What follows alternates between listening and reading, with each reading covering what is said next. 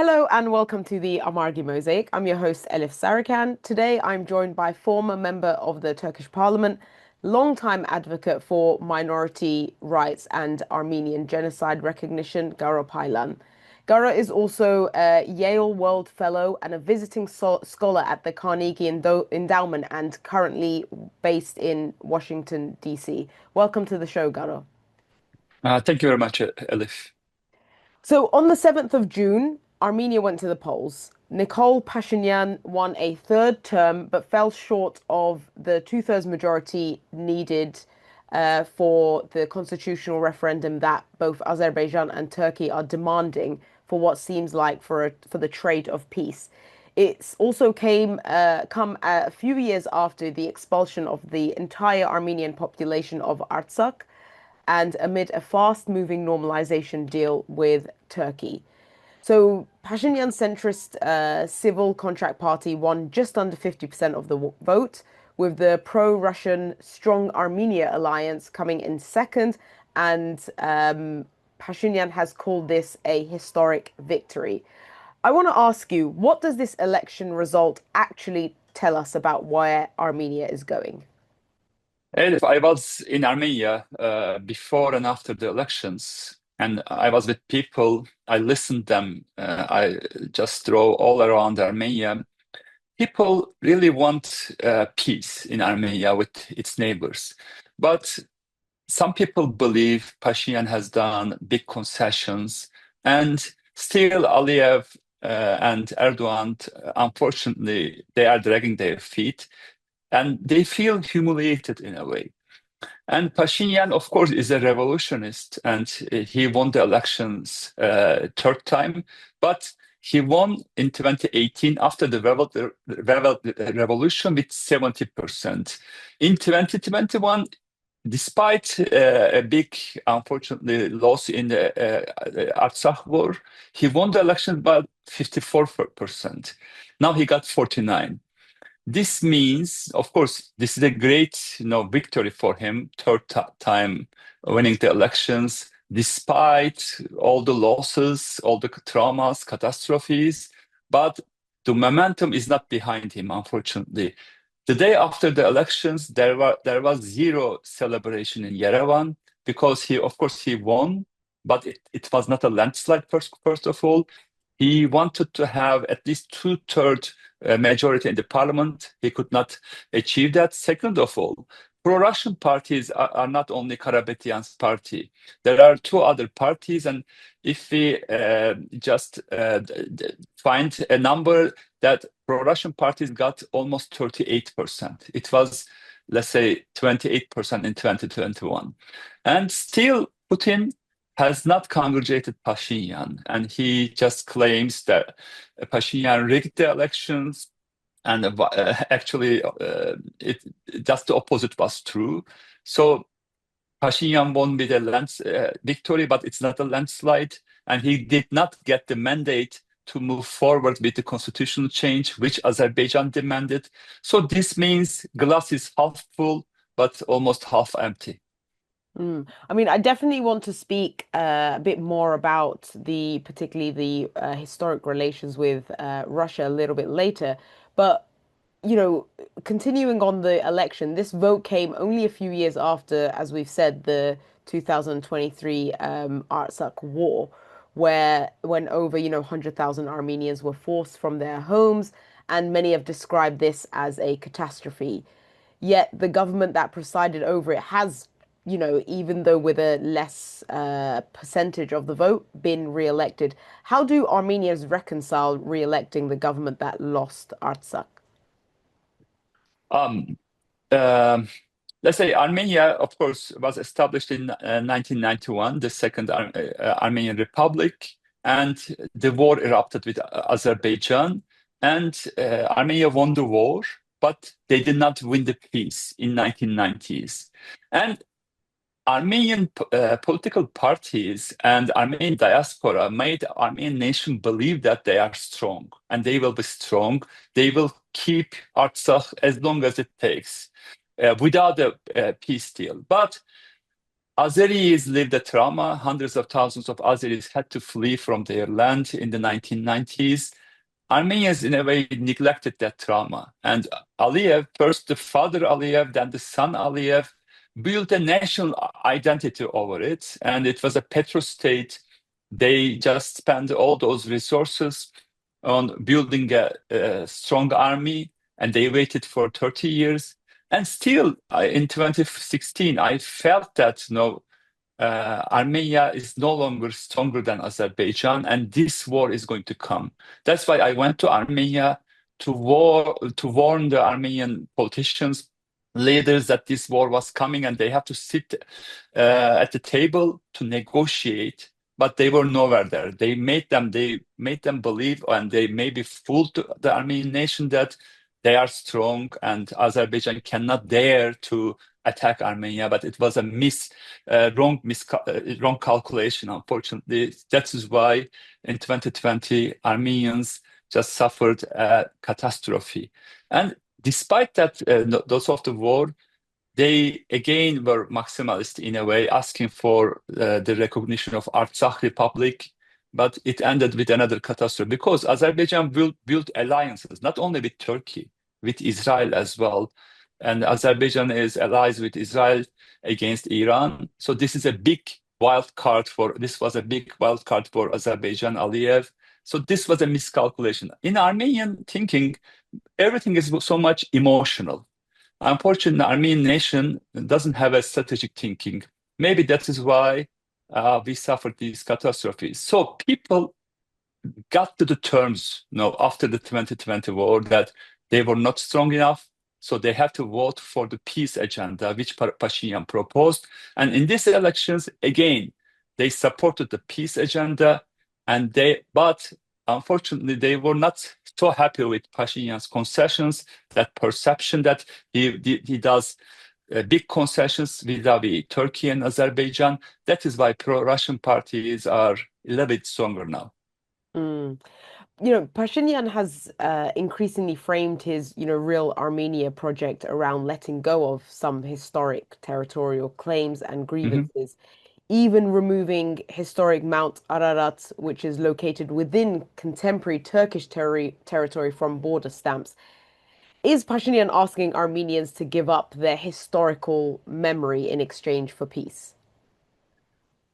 As you know, we suffered the Armenian genocide, and Armenians believe, and that was the reality. Armenians were the majority in the eastern part of today's Turkey, and they call it a Western Azerbaijan, Western Armenia, and they had historic dreams about reunification with Artsakh. But as you know, in this world, might makes right. If you are not strong enough, you cannot get those rights. And Armenians got stuck in this historical genocide trauma, unfortunately. Of course, we just struggle to find justice for our ancestors. But, only a democratic Turkey can recognize the Armenian genocide. Turkey is so far away from being democratic. Or with Azerbaijan, Armenia has difficult neighbors, Russia, Iran, Turkey, and Azerbaijan. Armenians were nowhere there understanding that Armenia was not strong enough to get those rights. They believed America would back them or France would back them. But in that geography, how can US and America help them? They did not come to the terms.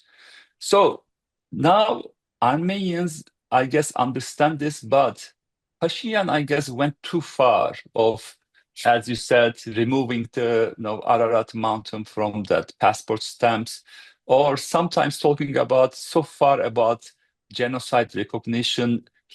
That perception about ignoring that. They say, of course, he's not saying that we should forget about the genocide, but he says a state cannot be based on the recognition of the Armenian genocide.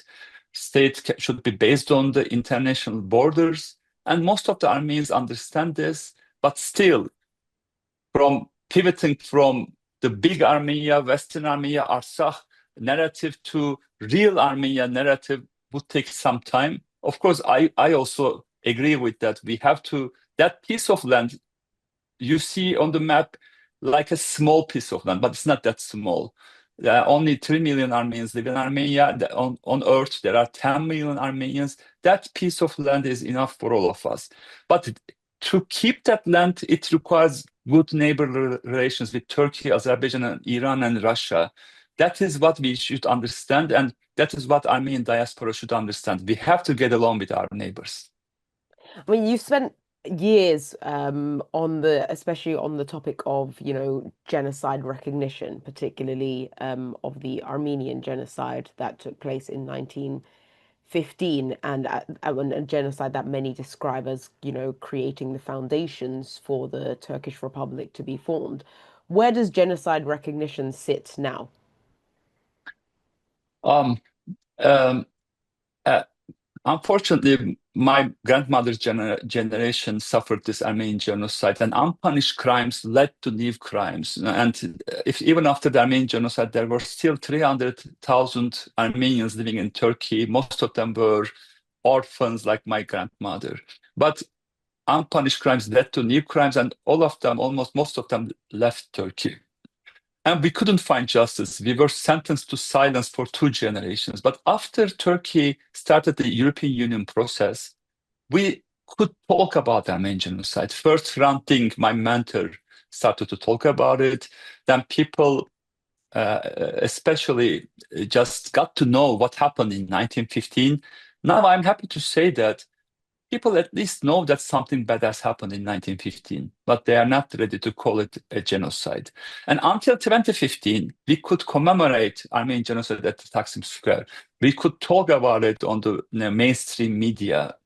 And I became the member of the Turkish Parliament. I could talk about it in the Turkish Parliament, but the more Turkey, got far away from democratization, it became harder to talk about Armenian genocide. There is a backsliding, but with our struggle, at least people know that something bad has happened.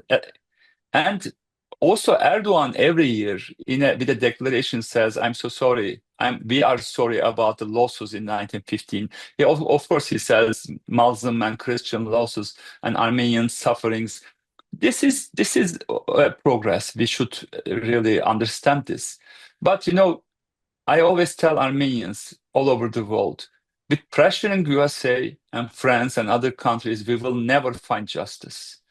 With only a democratic Turkey, we can find justice. And recognition in the US Parliament or French Senate, of course, it means something, but it will never heal our wound. Only if Turkish Parliament recognizes Armenian genocide, I guess it will help us heal the souls of our ancestors. So that was my fight. Now we are far away from it. But now my point is this, Elif. If we can build a future with Armenians and Turks and open the border, build relations, people-to-people relations, do trade, do cultural relations, and build a future, it will be easier for us to find justice for the past. Because from far away, we shouted at Turkey, we put pressure on US and France to convince Turkey to recognize the Armenian genocide. I guess, of course, it meant something with all the respect, but it did not work at all. Even with pressure, if you did something wrong to me, if I ask my, let's say, stronger friend to convince you, to pressure you, to say sorry to me, I guess it wouldn't mean a real recognition, right? I should talk with you if you did this wrong to me, and I should convince you, I should fight for it, and to make you a better person. That would mean now your sincere apology would mean more. So I guess this fight should continue in Turkey. And happy to say that still millions of my friends are fighting for democracy in Turkey. And I guess if Turkey and Armenia has relations, open border, and has a future, it will be easier for us to talk about the past and find justice in the past. I mean, speaking of particularly some of the, the developments around the border between Turkey and Armenia. The for those who don't know, the Turkey and Armenia border has been closed since 1993.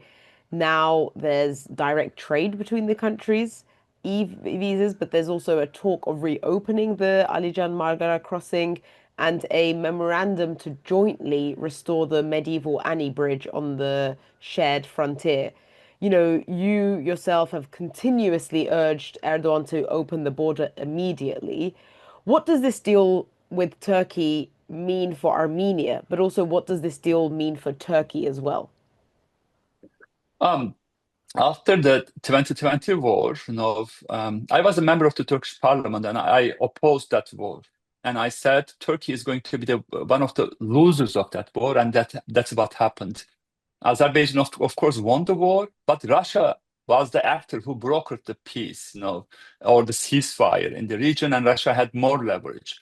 And after the war, I spoke with Turkish, let's say, government, and I told them they understood that they made a mistake, and they asked, "What should we do, Garo?" I said, "Now is the time to start a normalization process." After that, special envoys were appointed and straight conversations started. Now there is a de facto diplomatic relations going on between Turkey and Armenia, and Turkey really wants to move forward. And because Turkey sees this as a historic opportunity, because as you know, Turkey has historical dreams about having more influence in the South Caucasus and beyond in the Central Asia. Now they call it Turkic countries.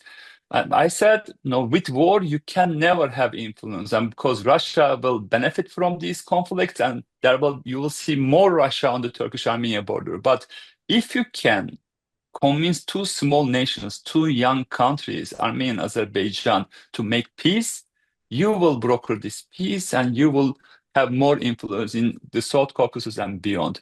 That is what happened in these 6 years. Normalization process has been going on, but there is a stumbling block.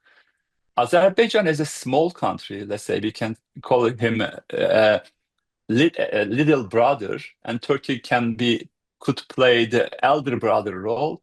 But in this equation, unfortunately, those roles are just the opposite. Aliyev is playing the elder brother role, and Aliyev is deciding what Turkey's South Caucasus policy should be.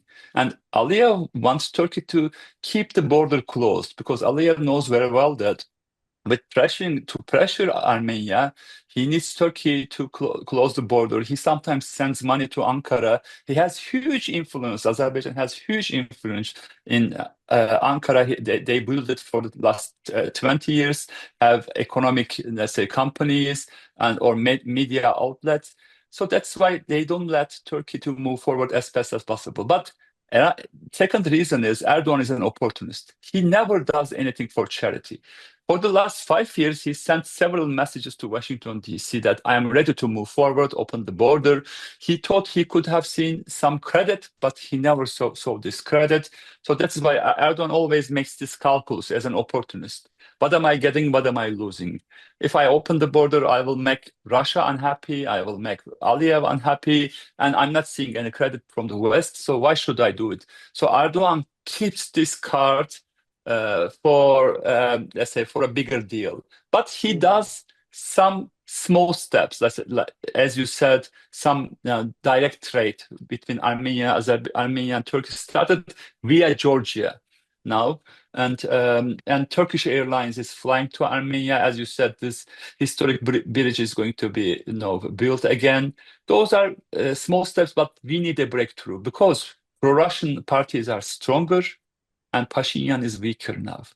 And I guess Armenia and Turkey has to understand they came to limits of going slow.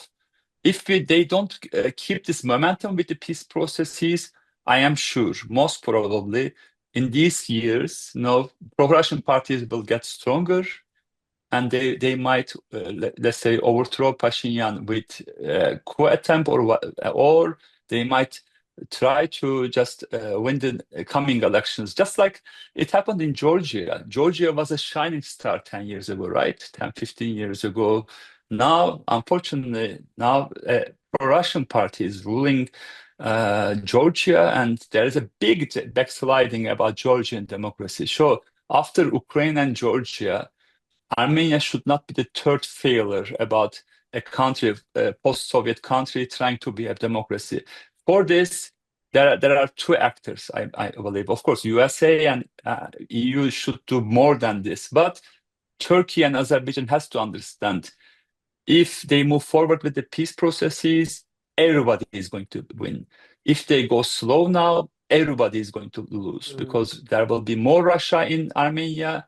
And if pro-Russian parties just got more power, the peace process is going to stall, and Azerbaijan will be under the Russian influence as well. And so this is not in Turkey's interest. I'm trying to explain this to Turkish officials.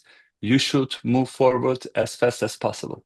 I mean, in the case of a a peace deal or like a establishment of a peace deal with Armenia, Turkey gains a land corridor to the Caspian and beyond, deeper influence, as you've said, in the South Caucasus and an economic foothold in a country like Armenia, where it does, for many people who describe, cities like Yerevan being, resembling like bustling kind of like metropoles. What does Turkey actually want out of this, and what does it stand to gain? Turkey has a lot to gain, first of all. Now, I'm so sorry, as a former member of the Turkish Parliament, for Erdogan to wait to see some credit from USA and EU to open the border. I'm so sorry for this because this is a big opportunity for Turkey. Turkey is a middle power, and Turkey is going to be the biggest winners in this with this peace process because let's say making peace with Armenia means opening all the borders, right?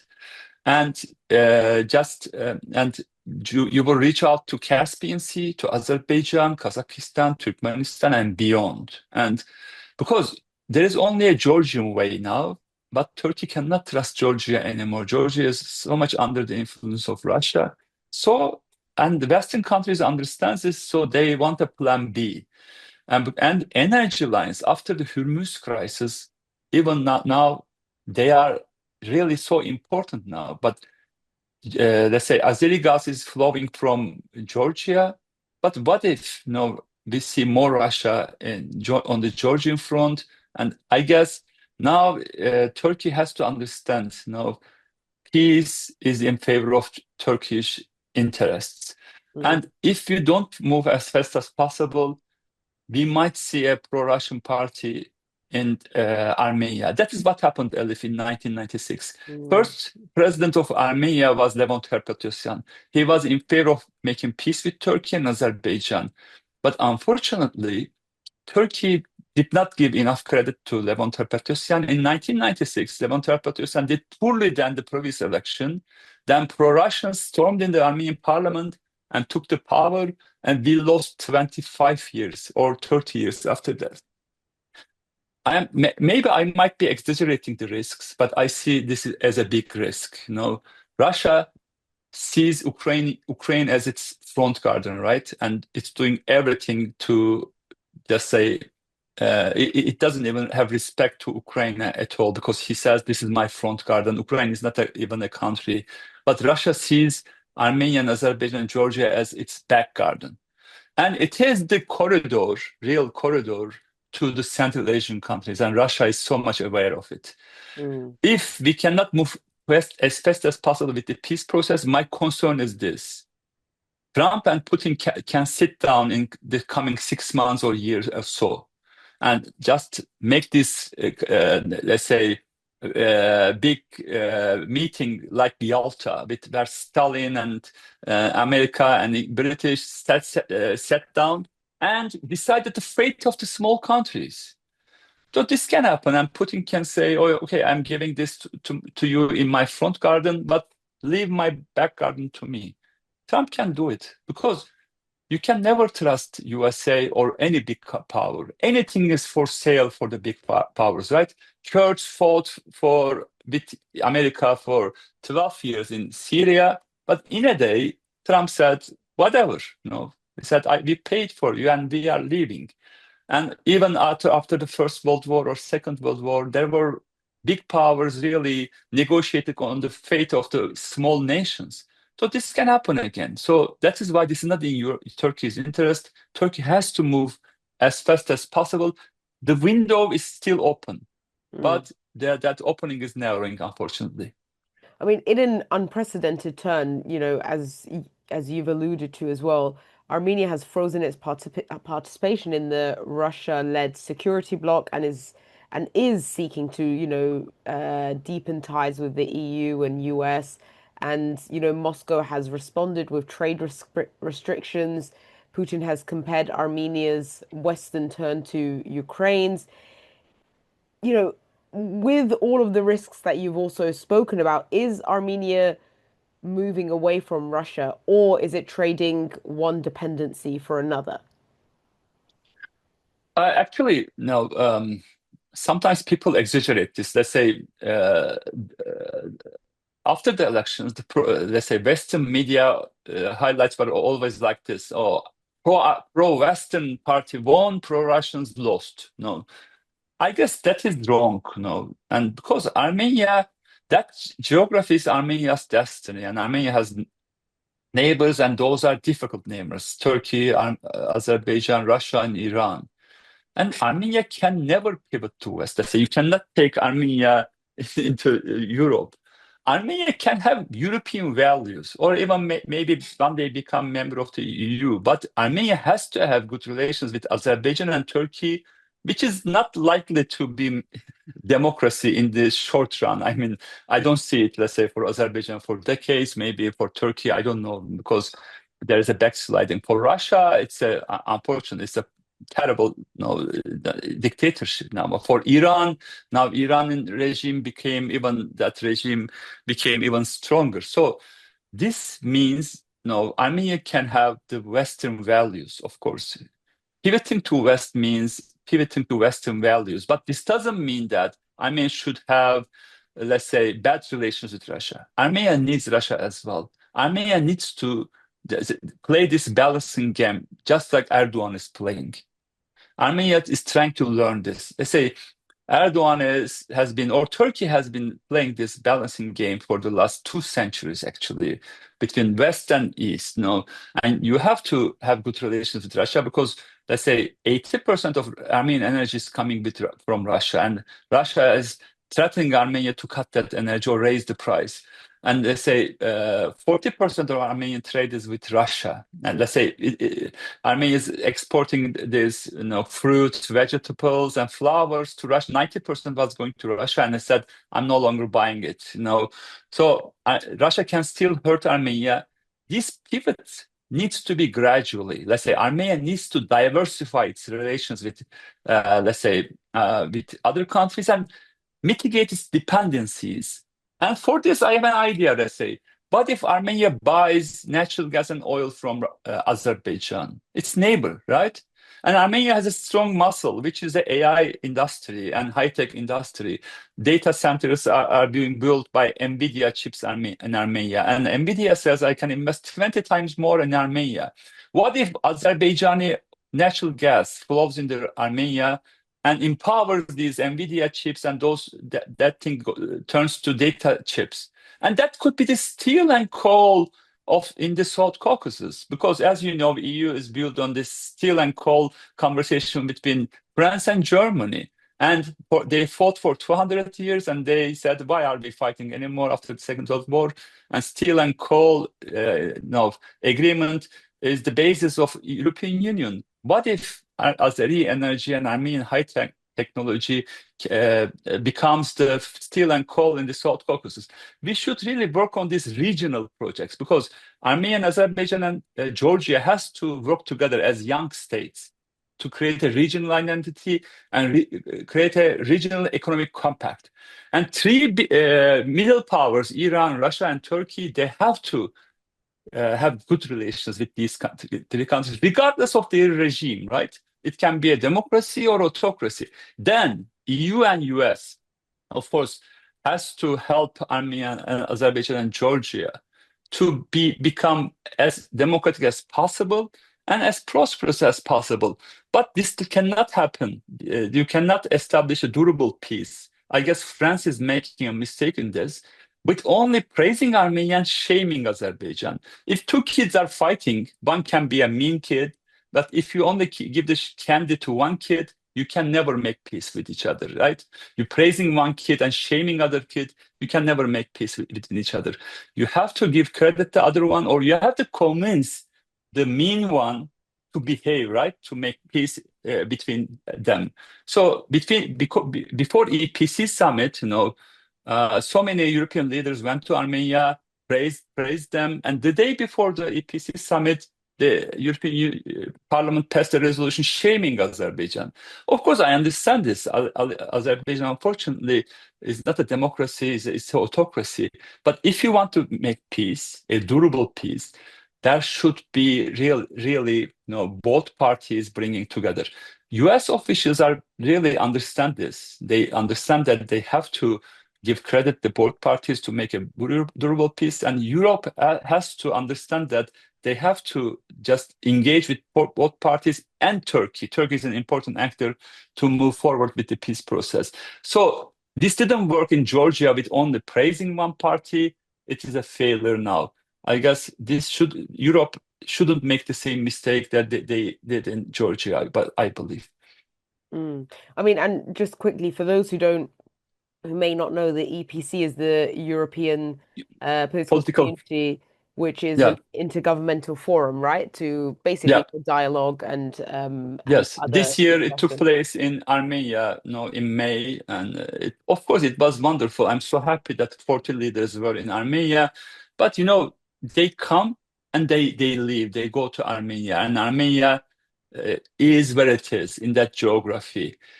The day President Macron used Armenia as a stage, they said, "Oh, Armenia is great. Armenia is wonderful. We want Armenia to be member of EU." And they said Armenia needs to just cut relations with Russia. That kind of anti-Russia narrative he used. Next day, Putin just used this sentence: "Everything started like this in Ukraine." This is a great threat. And Armenia is a small country. Armenia is still dependent to Russia, unfortunately. This will take some time.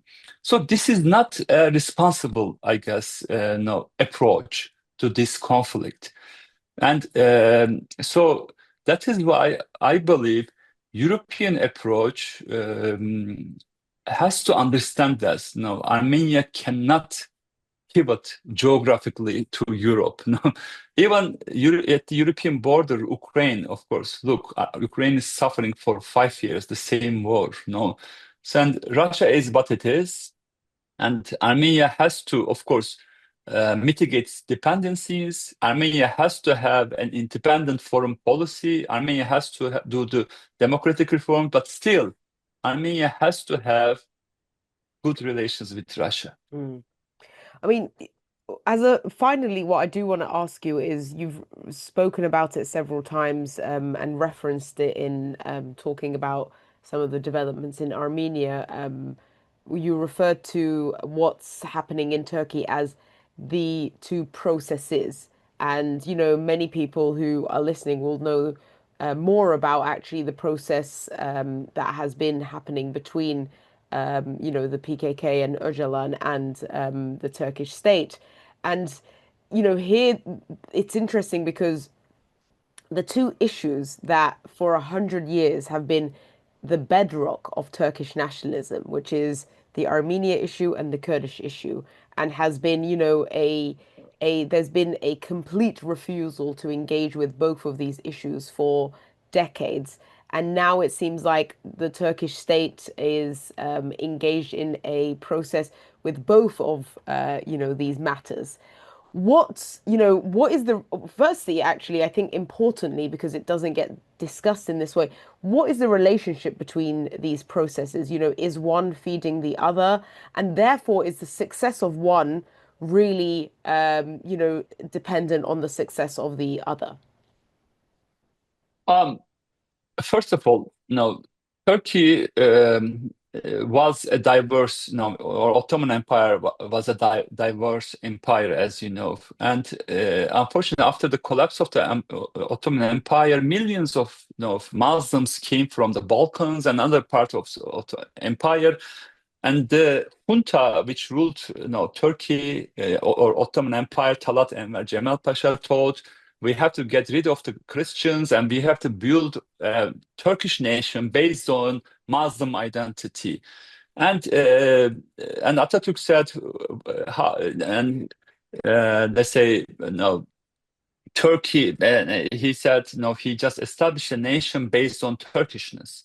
And we had to stay silent for decades. And only Kurds opposed this, right? After the establishment of the Turkish state in 1924, the first uprising took place because Turks Atatürk promised to Kurds that Kurds are going to have rights in the Turkish state, but then he did not deliver. Atatürk did not deliver. There were uprisings and the government repressed them by violence. And in 1938, there was a massacre in Dersim, and tens of thousands of Kurds were massacred. And there was silence for a couple of decades, but there was another uprising in the late 70s and early 80s, started with PKK. So this violence continued for decades. Now, finally, after Atatürk, we have another authoritarian leader, Erdogan, and it is a partner called Bahçeli. And two leaders on their 70s will decide the fate of the Kurdish question and the Armenian question now. Because Armenians has a big trauma, Armenian genocide, and Armenians they really suffered a lot. And Kurds also suffered a lot. And still in Turkey, there are 25 million Kurds living, and they are really looking forward to hear something from Erdogan next month, that he's going to move forward with the peace process and he's going to pass some laws from the parliament, which is going to bring some kind of horizon for the peace process.